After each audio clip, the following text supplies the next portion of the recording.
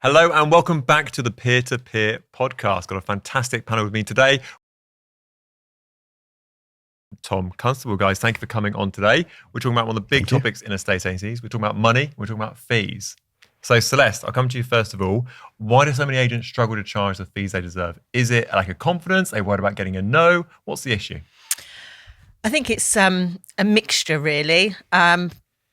I think a lot of it's potentially down to confidence. I think also maybe going out against competition, thinking I've got to win that property. How am I going to win it? I'm going to win it because I'm going to go and offer a cheap fee.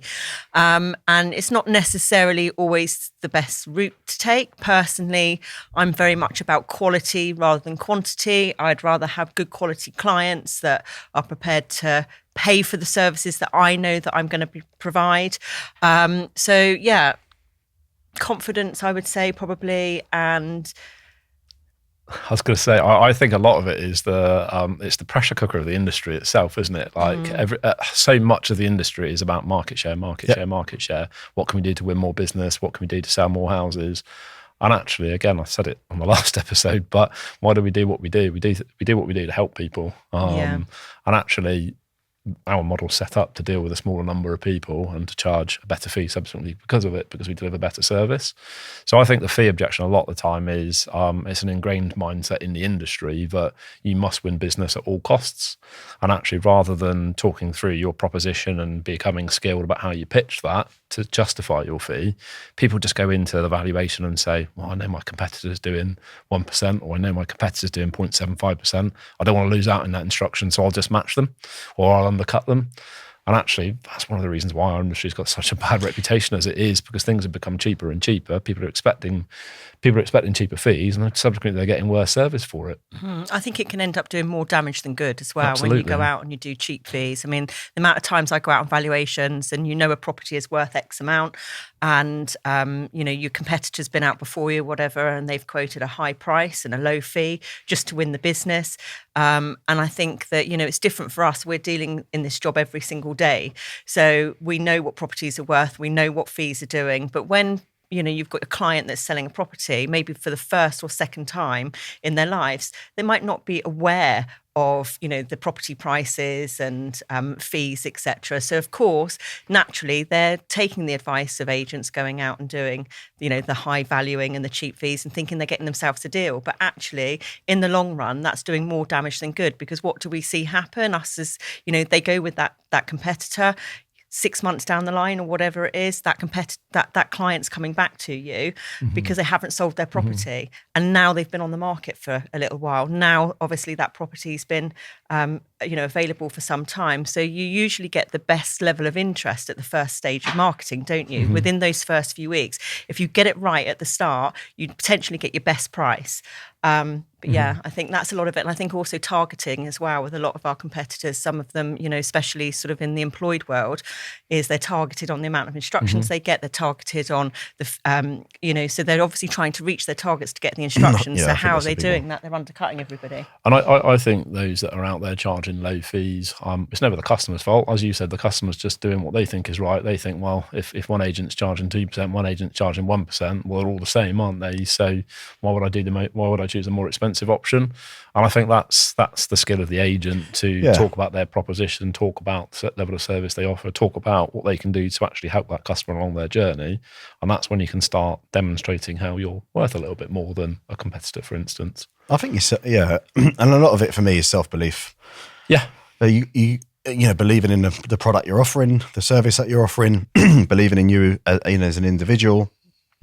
I'm going to be completely honest. If someone calls to book an appointment with me to value the house, and the first question they ask me is how much is your fee, I often respond, I'm not the agent for you. Yeah. All the best exactly with it there as well. Because if that's what you're basing your selection on, then you're going to be in a world of pain.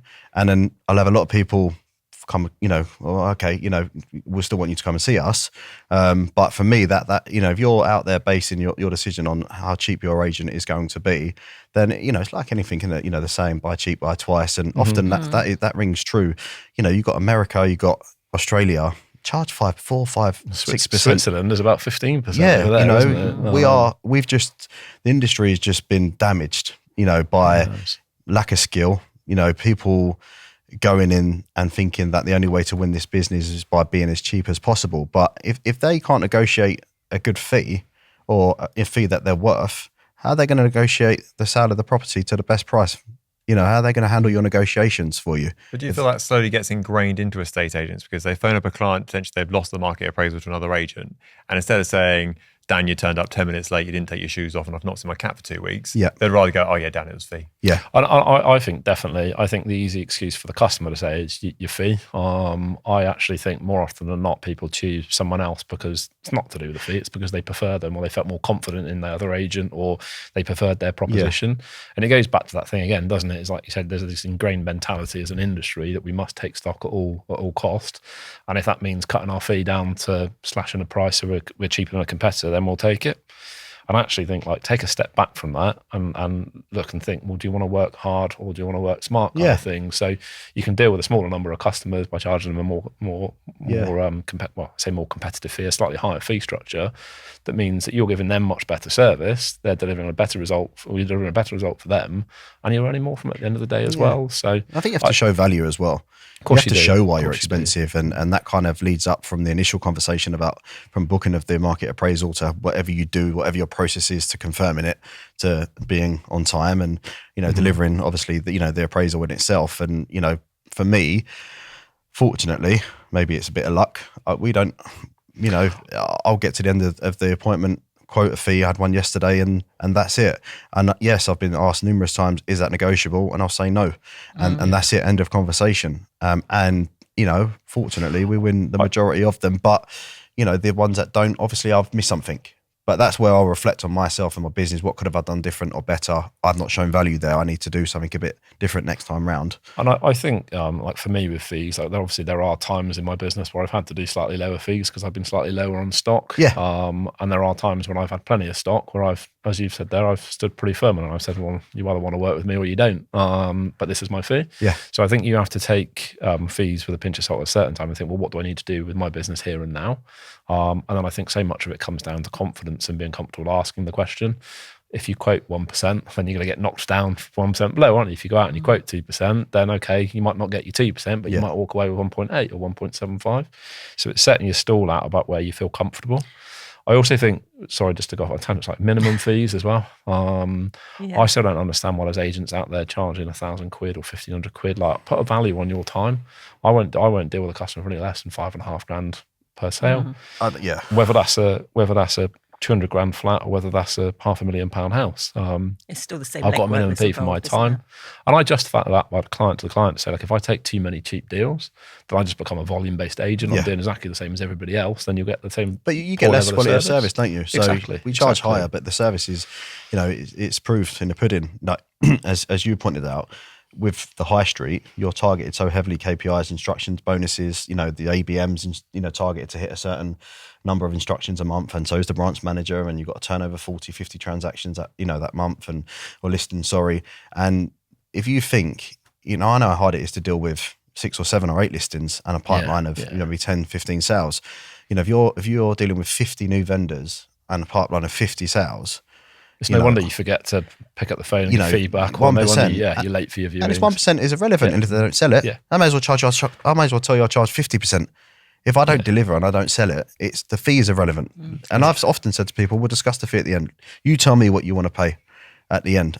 It's bit me on the bum once before, but, but it's been okay. Celeste, do you think it's a case of vanity over sanity? So it's a case that agents will be like, yeah, I've got that listing, got it on the market, I've got 10 on this month, I've got so-and-so. But actually, when they look at the black and white about actually what they're earning and actually their customer experience from start to finish, effectively shoot themselves in the foot. Yeah, 100%. I do think the industry is changing, though. I think with the self-employed models coming along now, I do think that everything is starting to shift. I think the consumers are starting to wise up a little bit to actually how it all works now. I think there's a lot of information out there for people. So I do think that over time, and I'm certainly seeing it happening, is our fee levels are going to start to go up because it's going to be more of a one-to-one service. And, you know, when you employ an estate agent now in the self-employed models, for example, to work with you, they're working with you right from start to finish every step of the way. And that's what they're paying for. They're paying for you to work with them. But going back to your question, Chris, yes, I think that potentially it is a volume thing with some agents. They're like how many listings I've got, etc. But how can you manage that many listings if, you know, you're doing cheap fees and you're running around like a headless chicken trying to manage them, your service levels slip, etc. I'm very much about, if I get to a certain level, for example, of instructions, I know where my bar is, and if I go over that, then I'm potentially going to struggle and then my service levels are going to slip off. I would rather say I've got X amount of properties, I've got good fees at that level, and that's where I'm at. And then I can start, either I'm saying, you know, you've got a month waiting list until I can take any more properties on at the moment, because I know that's my limit. But I think there are a lot of agents that will go out and just, like you say, masses for vanity, etc., to show, look how much stock I've got. But the reality is they're just throwing as many properties out there and hoping for the best. I think I agree entirely with that. That for me, it's that kind of 8 to 10 customers at any one time. Any more than that, and I'm compromising on the service that I give to people. So when you can back it up with some stats as well, so I come up with a couple of quite powerful stats this year. But I look at what I've sold in terms of what I've listed of what I've sold this year, and I'm converting at 82%. I look at my immediate competition. The best I've got in my area is 62%. So I can say to a customer, well, you've got 20% better chance of selling through me. I'm selling houses 28 days quicker than the competition. I'm getting you between 200 and 500 more clicks on your advert a month than the competition. So do you want a cheap fee, or do you want an agent that's going to get the job done for you? And I think I'm a big believer in having stats and stuff there and social proof to kind of support what I'm saying. But so much of it is a mindset. I think if you go in there thinking, well, my competitors are charging this, so I've got to compete with them, then you're going in with your pants pulled down straight away, aren't you? Whereas if you go in there thinking, well, I'm worth this, and this is the reason why, and then having that confidence to turn around to a customer, and exactly as Dan said at the start, really there, that if you can use who you want, and completely up to you to choose which agent you want. If you see the value in me and you want to work with me, then I'd be delighted to work with you at the fees I've set out.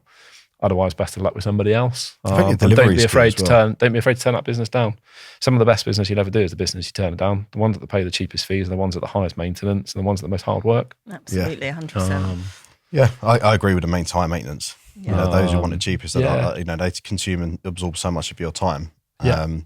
But the delivery of the fee as well at the end, you know, when you're delivering, I've been on, you know, accompanied market appraisals as managers, you know, as area managers and area directors in the past. And, you know, as it gets to the conversation around fees, you know, the delivery is we charge 1.75%.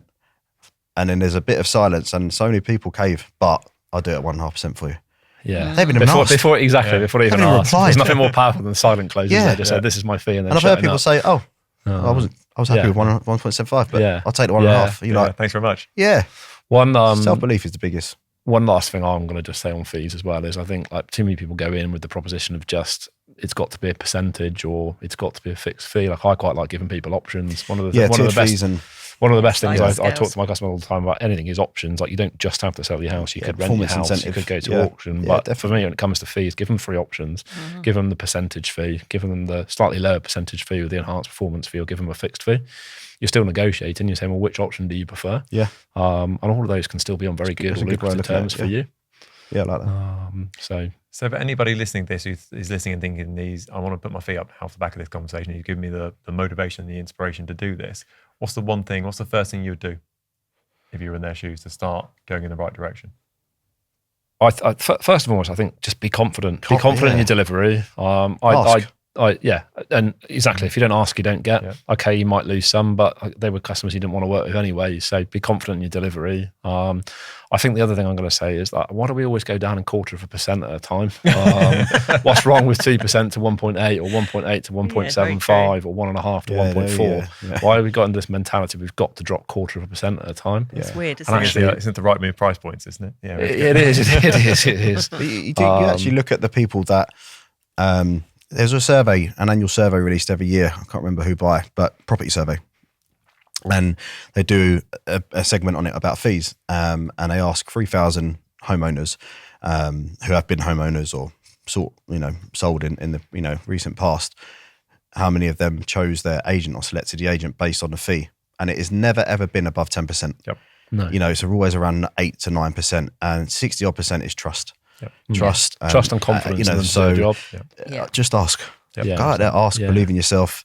Don't be like the agent down the road, because if they continue what they're doing, they won't be there much longer. It'll be a Morley's chicken or something. And actually, how many times have all of us in branch where we've been in there, we've had a fairly new negotiator or a fairly new lister in branch going out, they don't know the competition and they go out and charge what they think they're worth and they get away with it. Yeah. And that's because they haven't had years of experience of all this. The competition does this, or the competition says that. Yeah. So kind of go in with that mentality about, I don't care about the competition. I'm here to talk to you about my proposition. As Tom just said, sorry to interject, go up 0.1. If you're not that, bold about, 0.1. If you look at your transactions, 0.1% over 50 transactions a year, your turnover will, you'll be surprised what that impact that will do. And next year, slowly, change it. But I think it's also, as you just quite rightly said, stop worrying about what your competitors are doing. Obviously, it's important to keep an eye on your local market and what's happening, but I don't concentrate on what my competitors are doing. I don't actually give two hoots. If they've gone out and they've quoted X, I know this is what I'm charging. This is why I'm worth what I'm worth. And educating your clients as well, to explaining to them, this is what you're going to get from me from start to finish. And it is about building that trust. It is about building that relationship as well. And you build up your relationships with your clients. It's not just a client in the end. They often become friends. You're dealing with them in a big transactional, one of the biggest transactions probably that they're going to ever make, selling their biggest asset, and you're working with them. They need to know that they're dealing with somebody that's going to really handhold them through the whole process. And I think that's probably what's one of the most important things to when I'm dealing with my clients, is they know they've got me on tap 24/7. They can ping me a WhatsApp. I will literally hold their hand and guide them through the whole process. And I think that's probably, what a lot of clients are wanting as well. And that costs money. Yeah, it costs money. Yeah, exactly. you have to be prepared to How pay many for other it. things You're giving are them a exactly? service, aren't How you? many You're other giving things are them there? you. How many other things are there in life where you pay the cheapest amount and you get the best product for it? Yeah, exactly. If you're going to go and do a parachute jump, You want to pay the best person. exactly. Exactly. You wouldn't compromise it. And I think the last thing I'm going to say on it as well is stop worrying about volume and worry about quantity. It doesn't matter if you work with, you don't need to work with 5, 10, 15, 20 people. You need to deal with a small number of people that get you and get your proposition. Exactly. Let the other people waste their time on another agent. Deal with the people that want to pay you the right price for the service you're delivering. And be proud you're not cheap. Don't build a business based on being cheap, because they don't last for long. And you hit the nail on the head a minute ago. One of the things I always say, I even say it to my other half in life, etc. You buy cheap, you buy twice. You end up doing more damage than good by going cheap. Well, I'm unapologetically more expensive than my competition. And that's where I'm going to end it, because I'm going to end that. Excellent. On that note, guys, thank you so much. You're brilliant. Thank you so much. Cheers.